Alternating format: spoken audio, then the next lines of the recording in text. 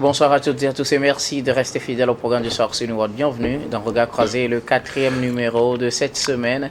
Encore 4 sujets à aborder avec nos invités. Nous parlerons d'abord du Sénégal. Les législatives des partis d'opposition réclament un dialogue avec les autorités. Notre deuxième sujet concerne le Burkina. Human Rights Watch publie des chiffres alarmants sur la sécurité. Troisième sujet, nous parlerons de la République démocratique du Congo, le Sénégalais Karim Wade nommé conseiller du président. Puis nous parlerons en quatrième sujet du Togo, sécurité routière, comment améliorer les performances. Et pour en parler ce soir, deux invités sur ce plateau. Avec moi, Robert Kosigan-Akwete, vous êtes analyste politique et président de l'AJD Alliance Jeunesse Développement. Bonsoir Robert et bienvenue. Bonsoir docteur, bonsoir à tous les téléspectateurs, toutes les téléspectatrices de Niwa TV de par le monde. Je voudrais saluer tous les chefs de quartier d'Ahépé, notamment la chef Nana Adjoku et le régent du chef canton, M. Kalikoui. Je leur fais un coucou spécial ce soir. Je voudrais saluer M. Adanou et tous ceux qui lutte pour l'avancement de l'AJD au Togo et comme ailleurs. Merci beaucoup à vous, Robert Kosigan-Akwete, d'avoir répondu à notre invitation. Face à vous ce soir, notre deuxième invité, Pasteur Edo Komi. Vous êtes le président du mouvement Martin Luther King MMLK. Vous êtes également le maire par intérim de la commune Golfe 2. Bonsoir, Pasteur, et bienvenue. Oui, bonsoir, docteur. Et bonsoir, mon co-débatteur. Bonsoir à tous et à toutes. C'est un plaisir pour moi de retrouver encore le plateau de jeudi. Et je voudrais saluer tous les coordinateurs du mouvement Martin Luther King de Lomé jusqu'à Sinkassé. Ils sont en train de faire un bon travail parce que chaque jour, ils nous envoient des rapports. Chaque jour, on échange sur la situation des droits de l'homme, sur la situation des libertés publiques au Togo. Je pense qu'ils font de très beaux boulot et je les félicite et je les salue ce soir. Aussi, voudrais-je aborder juste en quelques secondes quelque chose qui m'intrigue par rapport aux correspondants de certains médias occidentaux, des correspondants régionaux, et qui continuent d'appeler les dirigeants des pays de l'AES, comme colonel Assimi Goïta, général Tiani, et puis capitaine Ibé, des chefs des juntes. Cela aussi, ça fait. Je pense que c'est un débat qui concerne les orientations des médias. On ne va pas le faire ici, s'il vous plaît. Merci en tout cas, Pasteur, d'avoir répondu à notre invitation. Avec vous, nous allons donc aborder notre premier sujet. Nous prenons la direction du Sénégal pour parler des législatives. Des partis d'opposition réclament un dialogue avec les autorités. Ils sont plusieurs partis, plus d'une centaine finalement, qui se sont regroupés dans ce qu'ils appellent une alliance pour la transparence des élections à tel au Sénégal pour réclamer des discussions avec les autorités sénégalaises sur les conditions d'organisation des prochaines élections législatives. Il faut rappeler que ces élections auront lieu le 17 novembre prochain et ces élections feront suite donc à la dissolution de l'Assemblée nationale par le président Bassirou Diomaye Faye. Le délai en tout cas d'organisation de ces élections fait que certains critères ou bien certaines dispositions ne pourront plus être prises. Par exemple, les parrainages, il faut en discuter parce que de l'avis du Conseil constitutionnel, le délai minimum pour commencer les parrainages, c'est 85 jours, alors que les élections, à la date où l'annonçait le président Bassirou Diomaye Faye, étaient dans 2 mois et quelques jours, ce qui n'atteignait pas les 85 jours minimum pour obtenir les parrainages. Et donc, selon ces partis d'opposition, il fallait se retrouver autour d'une table de discussion et discuter des conditions d'organisation de ces élections législatives. Nous en parlons avec nos invités. Je veux commencer par vous, Robert Kosigan-Akwete. Nous sommes au Sénégal. Le président Bassirou Diomaye Faye a prononcé la dissolution de l'Assemblée nationale ce 12 septembre. En conséquence, des partis d'opposition se sont réunis dans ce mouvement appelé l'ATEL, l'Alliance pour la transparence des élections, pour réclamer une discussion avec le pouvoir avant d'aller aux élections. Je pense que le dialogue demandé n'est pas mauvais en soi. Je regrette une chose, c'est que les partis d'opposition ne travaillent pas à permettre au président élu Diomaye Faye d'avoir les coudées franches pour opérer les réformes pour lesquelles il a battu campagne et il est élu à la tête du Sénégal. C'est un peu partout dans le monde entier. Qu'est-ce que vous leur reprochez, ces partis d'opposition? De ne pas pouvoir soutenir le président en place parce que... Ils sont des partis d'opposition, ils sont pas obligés mais de le voter Sénégal, vous savez, ils sont au service... Ils ne sont pas obligés de le faire. Bien, ils sont au service du Sénégal. Bien sûr. Et donc le Sénégal prime. Le Sénégal prime. Et ce n'est pas propre au Sénégal. Partout où le président n'a pas une majorité à l'Assemblée nationale à son élection, on fait tout pour dissoudre le Parlement, pour reprendre les élections législatives de sorte que le président puisse avoir le parti qui le porte pour que ce parti-là ait plus de députés à l'Assemblée nationale, sauf le président Patrice Talon qui n'a pas pu le faire au Bénin, parce que lui, il a fait avec l'opposition 5 ans après, il a eu la majorité. Donc, je dis, il faudrait que nécessairement, il puisse se retrouver autour du ministre de l'Intérieur qui alors supervise l'organisation des élections pour discuter alors des différents problèmes qui minent, selon eux, l'organisation de cette élection-là, pour que tout se passe dans la transparence et la paix, pour qu'à l'arrivée, ce soit le Sénégal qui gagne. C'est important, cette réunion qu'il demande, et je pense que le pouvoir ne doit pas être fermé là-dessus. Bon, il va falloir qu'ils s'asseyent et que, voilà, ils puissent discuter de tout ce qui ne leur semble pas bien, ou leur peur soit dissipée en prenant des décisions consensuelles pour aller à ces élections-là qui va décider alors du sort de tous les Sénégalais. C'est important. Je ne pense pas que le PASTEF et ses patrons puissent refuser alors d'aller autour d'une table de négociation pour ça. Macky Sall l'a prouvé par le passé. Il a toujours réuni la classe politique autour des sujets d'élection. Je pense que Diomaye Faye aussi fera la même chose. Alors, Pasteur Edo, cette alliance pour la transparence des élections réclame une rencontre avec le pouvoir pour discuter des conditions d'organisation des prochaines élections législatives anticipées qui viennent à la suite de la dissolution de l'Assemblée nationale. Ces partis estiment qu'il faut forcément passer par la table de discussion parce que, vu le délai de la tenue de ces élections, certaines conditions d'organisation ou bien les critères qu'il faut remplir pour participer à ces élections, certaines conditions ne pourront plus être respectées et donc il faut discuter de l'ensemble de ces conditions avant d'aller aux élections. Vous savez, dans la vie, la roue de l'histoire tourne. La roue de l'histoire tourne. C'est pourquoi je dis souvent, quand on est au pouvoir aujourd'hui, on ne peut pas se permettre tout. Parce qu'on peut être au pouvoir aujourd'hui, demain être dans l'opposition. Je le dis toujours et toujours et je continue par le dire.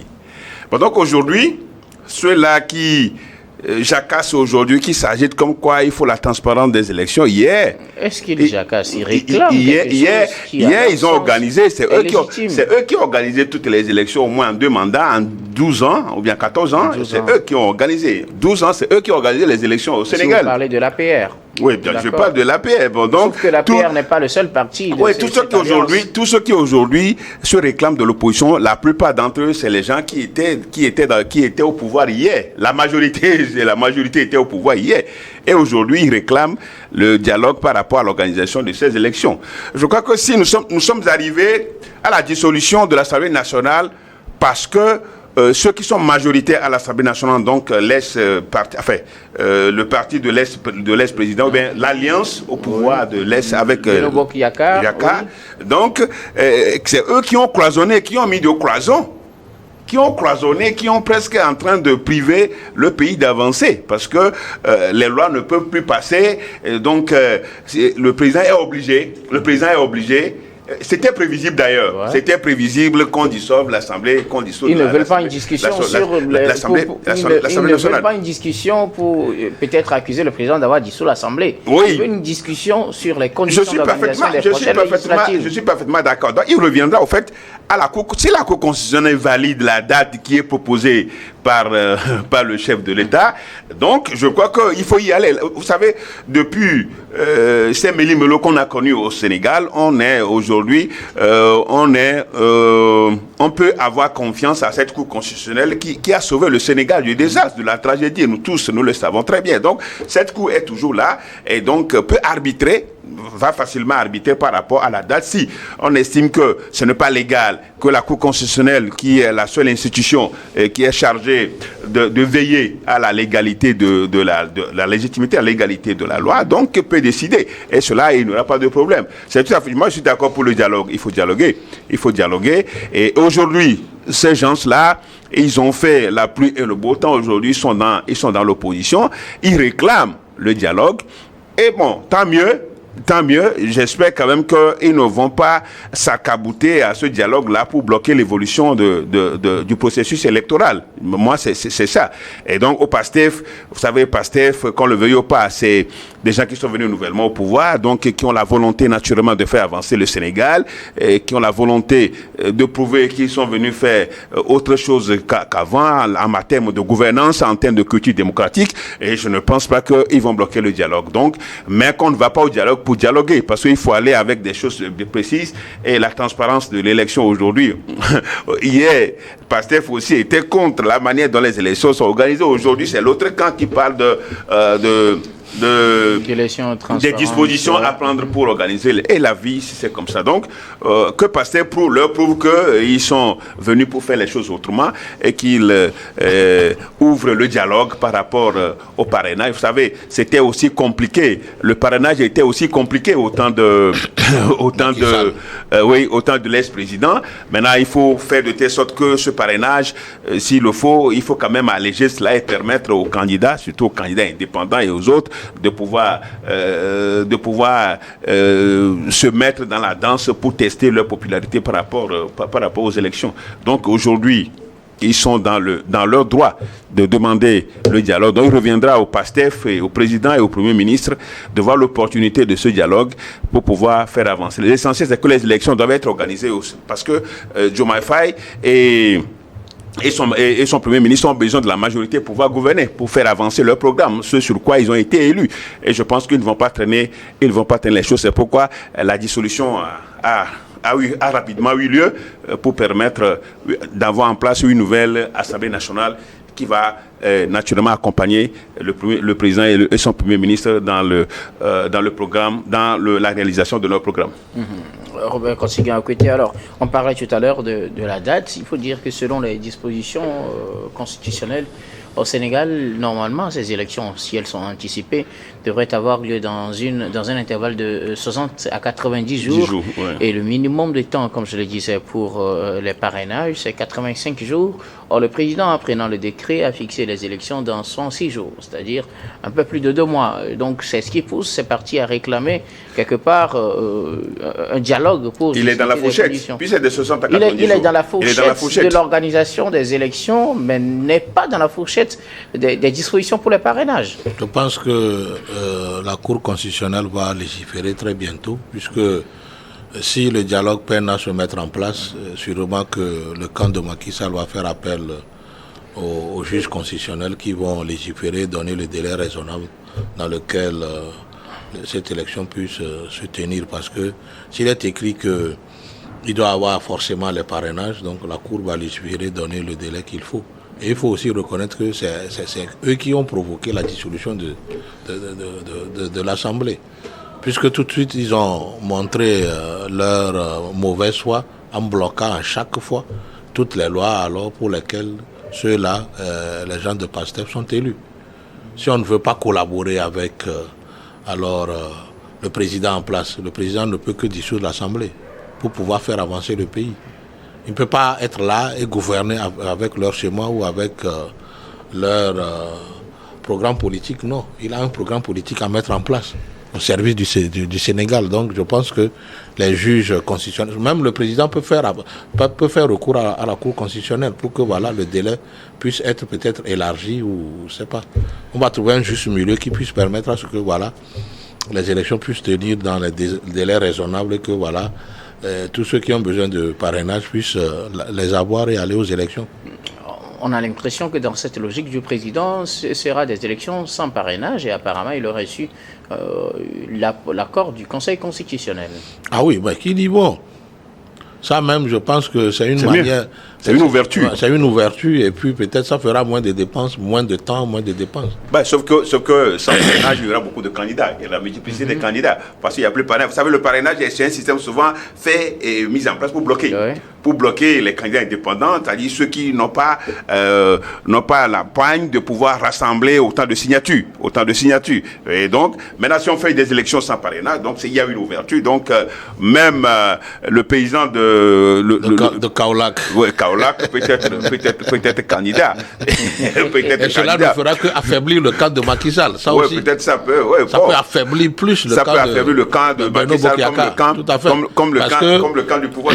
C'est possible. Oui, mais donc on peut créer des candidats. Vous savez, quand c'est comme ça, on crée des candidats à tue-tête, donc juste pour grignoter les voix et permettre à un parti ou bien à un autre de pouvoir gagner. Mais de toutes les façons, avec la victoire écrasante au premier tour du président, de l'essai présidentiel, c'est vrai quand même que ce ne sont pas les élections législatives, mais le camp Diomaye Faye part largement favori pour pouvoir remporter ces élections et dérouler le programme de société qu'il a donné, qu'il a présenté au peuple sénégalais. Donc voilà, il faut qu'on aille vite pour qu'il y ait la majorité, parce que le temps presse pour lui.